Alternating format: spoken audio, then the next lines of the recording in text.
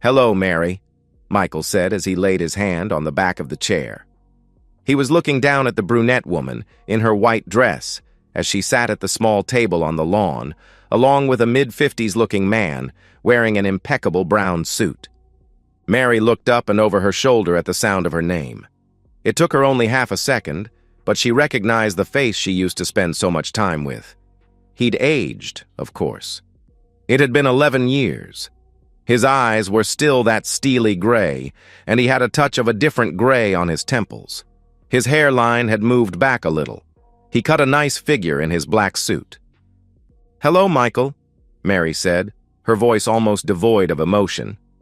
She started to push her white folding chair back from the table so she could stand, but Michael put his hand gently on her shoulder, letting her know there was no need.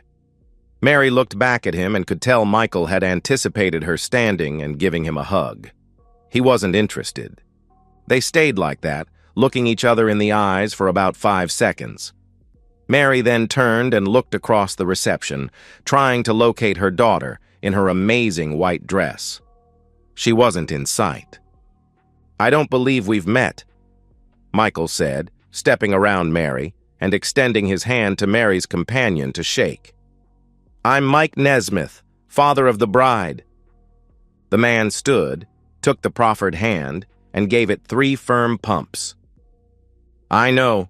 I saw you give away the bride. You throw a hell of a wedding," the man said. "I'm Kurt Hesselbeck. I see you know my wife?" "Yes, I know your wife," Michael said, glancing back at Mary. His tone was flat. "Thank you for inviting us," said Kurt. "The buffet is excellent. The ceremony was beautiful. I'd like to get the name and number of your planner for when our daughter gets married," Kurt said, smiling. "You have a daughter?" Michael asked, his eyes shifting back to Kurt. "Where is she?" "She couldn't come. The invite was for Mary and +1, Kurt explained. "Besides, while she's really well behaved, little Mary would have been very bored here. I know we'd have had to take her phone from her."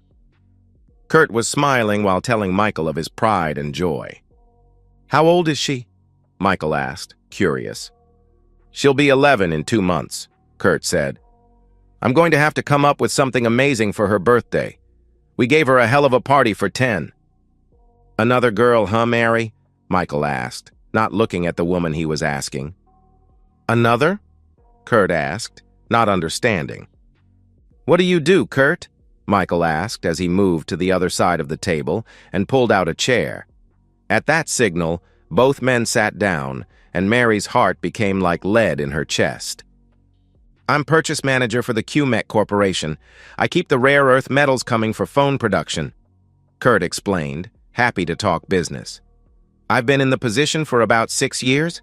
Yes, 6 years. It takes me overseas a fair amount, but the pay and benefits are great." "That's amazing, Kurt," Michael said. "You got a card?" Michael was digging into the breast pocket of his suit and then pulled out his wallet. Kurt withdrew his own wallet from his hip pocket, pulled out a business card, and held it out to Michael across the table. Michael exchanged it with his own business card. "East Alliance Shipping, huh?" Kurt said, after scanning Michael's card.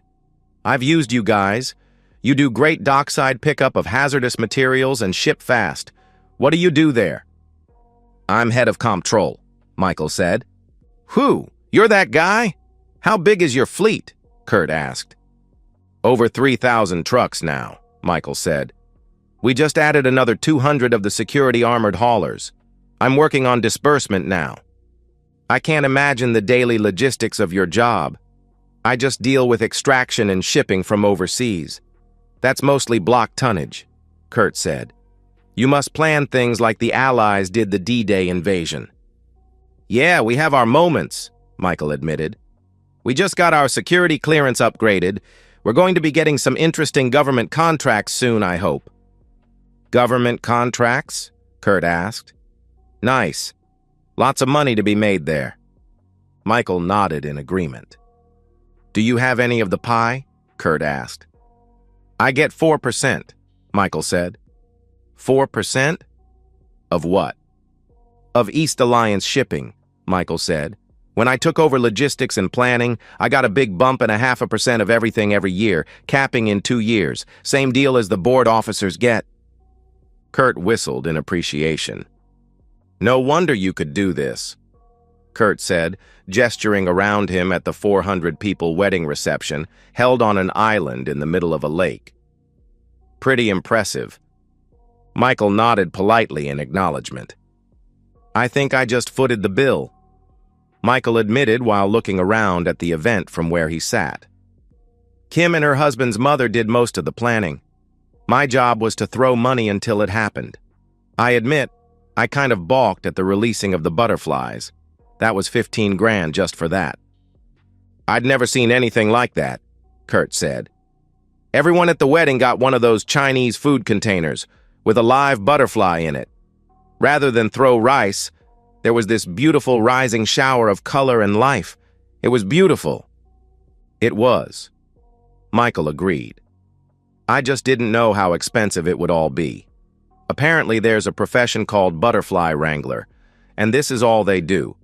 Having them for a week, having them hatch and take care of butterflies is apparently a labor-intensive job. It was amazing, Kurt said. How many were released? I don't know exactly, Michael confessed. The Wrangler set up for 500 guests. I think Kim invited her entire graduating class. I spoiled her a bit. Her life has had some... Michael glanced at Mary. Amazing difficulties dropped into it. Oh? What did she get a degree in? Kurt asked. She's working on being a pediatric surgeon, Michael told the man. She's got a ways to go, but she's determined. If I'm lucky, her sister, little Mary, will shoot high, too. You have a daughter named Mary, too? Kurt gushed. Wow, what are the odds? Here's Mary, my wife, and we have a daughter named Mary, after her. Yes, my little Mary was named after her mother, too. Michael had a strange tone in his voice, Kurt thought. She's 17 now. She's going to graduate top of her high school class. That's amazing, Kurt beamed a smile at Michael. You must be so proud. Has she picked a school? I am proud, Michael said with a slight smile, the first one he'd let show since he approached the table. Mary went through a really bad period 11 years ago. She came close to ruining her life a couple of times, until about age 12. She was pretty depressed. Is she okay? Kurt asked. Mary was looking at Michael, an unreadable expression on her face. Her breath quietly hitched in her chest. I think she's okay now, Michael said with a nod. She got a lot of counseling. It took a while, and we had one very, very bad incident, but she managed to put some things behind her finally. When she did that, she blossomed. She's still blossoming. Michael sat back and took a deep breath. He looked around at everything, except Mary. Mary has a good selection of colleges making her offers. We have a few months yet to pick. She wants to do something in engineering, Michael said. A woman engineer? Kurt marveled. It used to be. You'd never see women in the physical sciences. Do you think she'll have a hard time because of the gender bias? If she does, she'll smash anything that gets in her way, Michael said proudly. She still has some rage in her, but she aims it well now. Anything she can't handle, I'll be there. That's excellent. Kurt smiled broadly. He was very much admiring and liking Michael. It sounds like you have a wonderful family. I almost didn't, Michael confessed. But you know, I really do. We talked about having another child, Kurt said, smiling at Mary, who sat there silently, her eyes focused on the small plate of half-eaten food in front of her. But our little Mary was a difficult birth, and my wife got a little hurt. Michael gave a polite smile. Daddy, here you are, said a young woman's voice. From out of a small crowd came Michael's daughter, the bride, in her flowing wedding dress. I've been looking for you. Why aren't you at the head table? Michael turned in his seat to look at his oldest daughter. He'd been hoping to get this matter settled before Kim and Mary saw things. Oh, I'm sorry. Hello, Kim's voice trailed off as she saw who her father was talking to, seated at the table. It only took her a couple of seconds to recognize the face. Mary looked at the bride, a mix of emotions running across her face. She started to take sharp, shallow breaths, and moisture began to gather at the bottom of her eyes. Michael stood quickly and placed himself between Kim and Mary, blocking Kim's view. Kim shifted where she stood, looking at the older woman as best she could around her father. "Kim, no," Michael half whispered to his daughter. "Number not now. Not here." Kim locked her eyes on Michael's, her steel gray eyes looking into his, trying to understand what was boiling up inside her. Kurt stood and started to come around the table, extending his hand toward the bride. "Hello, young miss. I'm Kurt Hasselbeck, and this is my wife, Mary, as you know. We've really enjoyed being here on your special day." Kim stood, tension coming off her. She looked from Kurt, who was sensing something wasn't right, and back to her father's face. "What?" Kim whispered. "Kim, go," Michael said, his heart breaking for his daughter. He was working to keep things, himself and his daughter, under control, much longer, and he would lose that control. "I've got this. I'll explain later." Kim looked back to Kurt, whose confusion was growing, and then she stepped to the side to look at Mary. Mary had tears dropping down her cheeks as she seemed to shrink into her chair. "Go, Kimmy," Michael reinforced, his tone soft. "You have to go. Go to your friends. Go to your sister. Now." Kim heard the quiet commands her father was giving her, and they registered through the cascade of pain she felt. "Okay, Kimmy," Michael quietly said, as his beautiful daughter started to turn. "Don't tell Mary, and keep her away." Kim stopped and considered for half a second, and saw the wisdom in what her father was saying. She nodded and ran her finger across one eye, then the other, trying to control her tears before her makeup was ruined. Then she turned and walked away, into the crowd which parted for her. "What happened?" Kurt asked Michael as Michael faced away toward his retreating daughter and wrestled himself back into shape inside. He took a deep, cleansing breath. "I'm sorry about that," Michael said as he turned back toward Kurt.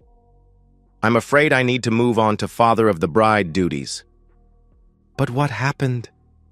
Kurt was looking from Michael to Mary, lost in what had just happened. He moved to kneel beside his crying wife, wrapping his arms around her.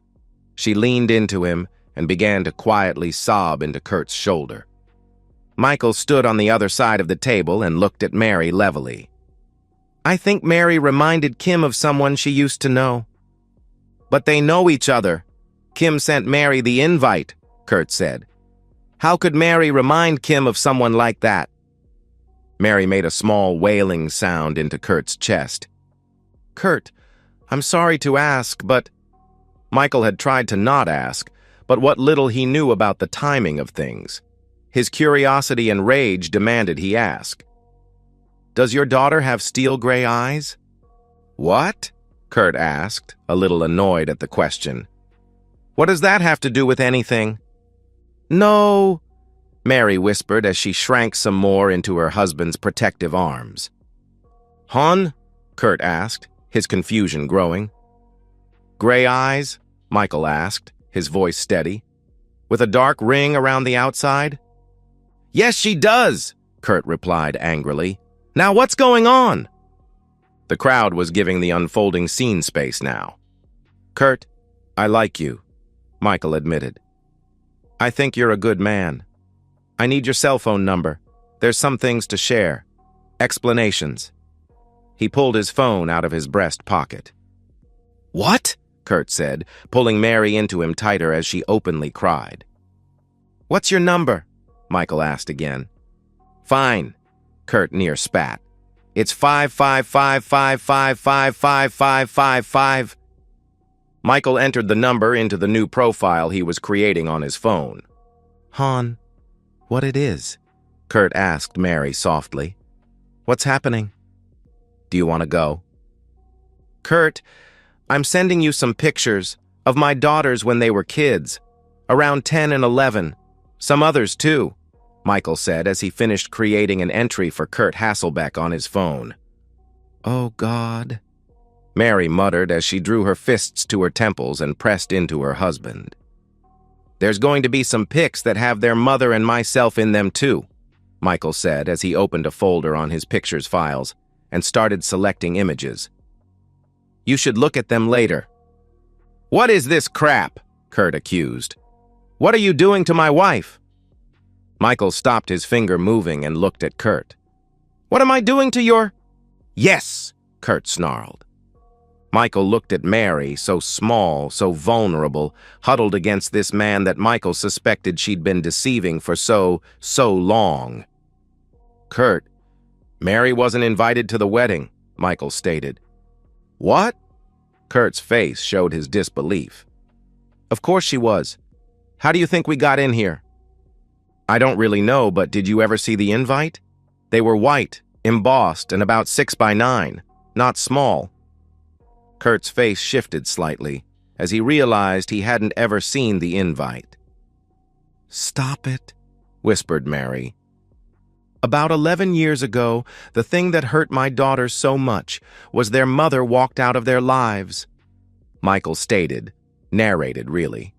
His tone was flat, controlled. She'd left a note saying she was tired of our lives, tired of the paycheck-to-paycheck situation we'd been in for years. Kurt was just staring with dwindling anger at Michael as he knelt there. She'd complained about things. It was hard for her, Michael said. We were in a small apartment. Kim was 12, Mary was 6. It was a handful for her. I wasn't quite bringing in enough money. I hadn't gotten on the managerial track regionally yet. Michael stopped, took a deep breath, and composed himself. Then we found out she was almost 2 months pregnant with our third, Michael said, looking off into the distance. So, I think she'd just had enough. Michael continued, and while doing so, he started selecting images on his phone again. I don't really know. I have a 1-page note from her left on the table as she walked out the door that last time. Michael made decisions on a couple more images and added them to the list. I looked for her. I called and emailed, Michael said as he was finishing his choices. Nothing. Kurt could feel his wife trembling and shaking as he held her, but he was watching Michael. Even though Michael's tone was so even, the pain in the man's voice was palpable. The girls didn't handle it well, Michael confessed. I didn't handle it well. Michael sent off the pictures to Kurt's phone. Eventually, I got an amazingly lucky break. I started to bring in money we could use. We had a lot of friends, including a social worker, who got Mary into counseling. Things improved money-wise, but the girls, they can't understand why their mother abandoned them. Kurt's phone chirped, signaling it had received a text. I have to go, but I'm going to say 2 things in parting, Michael said, looking toward the head table. One is, I'm sorry. I never dreamed this would happen.